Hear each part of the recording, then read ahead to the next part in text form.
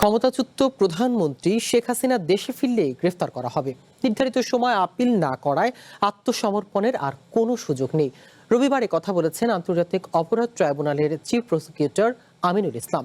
শেখ হাসিনাকে দেশে ফেরাতে কূটনৈতিক তৎপরতা চলছে বলেও জানান তিনি।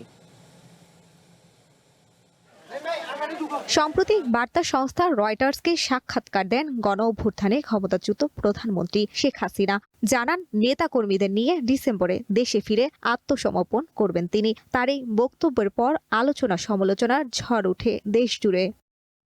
সমসাময়িক বিষয়ে রবিবার ব্রিফ করেন আন্তর্জাতিক অপরাধ ট্রাইব্যুনালের চিফ প্রসিকিউটর আমিনুল ইসলাম। উঠে আসে শেখ হাসিনার আত্মসমর্পণের বিষয়টি। জানান শেখ হাসিনা ভারত সরকারের নিয়ন্ত্রণে নির্বাসনে রয়েছেন। তিনি চাইলেই স্বাধীনভাবে দেশে ফিরতে পারবেন না।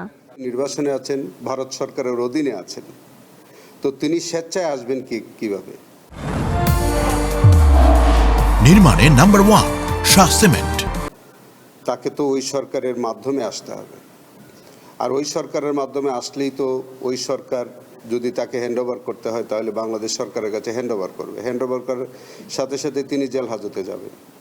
সো আত্মসমর্পণ করার কোনো সুযোগ আছে বলে আমার কাছে মনে হয় না। তিনি তার কর্মীদেরকে বা নেতা কর্মীদেরকে উজ্জীবিত রাখতে চান, অথবা তিনি এক ধরনের উশৃঙ্খলতা বা বিশৃঙ্খলা সৃষ্টি করতে চান, অথবা হতে পারে তার অন্য কোনো রাজনৈতিক উদ্দেশ্য থাকতে পারে।